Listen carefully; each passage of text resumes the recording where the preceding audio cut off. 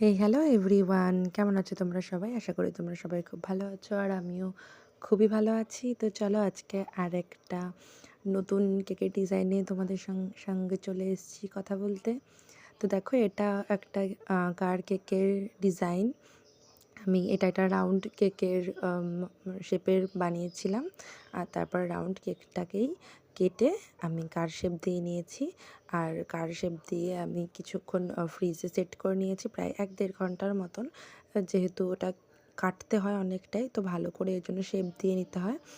তারপরে আমি কার শেপটা দিয়ে আমি বের করে এবার একটা ছোট স্টার নজেল দিয়ে রেড কালারের ক্রিম দিয়ে এটা আমি ফুলফিল করছি। পুরোটাই স্টার নজেল দিয়ে ফুলফিল হবে। কিছুটা রেড কালার, কিছুটা হোয়াইট কালার মিক্স তোমরা দেখতেই পাবে। আর এটা ছিল একটা ৯ বছরের ছেলের বার্থডে কেক। তো তার মা আমাকে বলেছিল যে বাচ্চার জন্য কিছু একটা কার থিমের কিছু একটা বানিয়ে দিও। তো ডিজাইন সে কিছুটা মানে কিছুই মেনশন করেনি যে আমাকে এরকমই ডিজাইন করতে হবে। কার ব্যাস কার থিম বলে দিয়েছিল। পরে আমি আমার মন থেকে পুরোটা করেছি। আর ওরিও বিস্কুট দিয়ে আমি কারের চাকা বানিয়েছিলাম। আর ওপরেও কিছুটা ডিজাইন করে দিলাম। আর নিচে দেখো আমি 10 লিখলাম, কিন্তু পরে সে আমাকে প্রথমে বলেছিল সে 10, তারপরে আমাকে জানালো না 10 না 9, পরে আমি সেটা আবার চেঞ্জ করে দিয়েছি।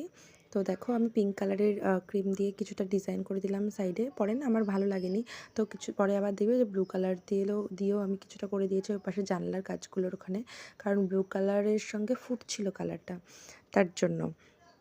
আর তারপরে এটা মেইনলি 2 পাউন্ডের ছিল। আর আমি আগেও কার কেক দুটো বানিয়েছিলাম, কিন্তু সেটা 1 পাউন্ডের মধ্যে ছিল। আর এটা 2 পাউন্ডের মধ্যে ছিল, ভীষণ বিগ সাইজ।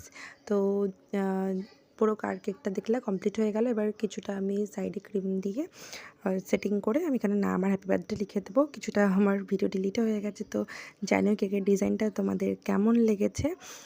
তো দেখো এটা আমার কেকের ফাইনাল লুক। প্লিজ তোমরা কমেন্ট করে জানিও। তোমাদের এক একটা কমেন্ট আমার ভীষণ ভালো লাগে পড়তে। আর যেহেতু ভালোই ভিউজ হচ্ছে, আমারও ভিডিও করার এনার্জি আরও বেড়ে যাচ্ছে। তো চলো টাটা।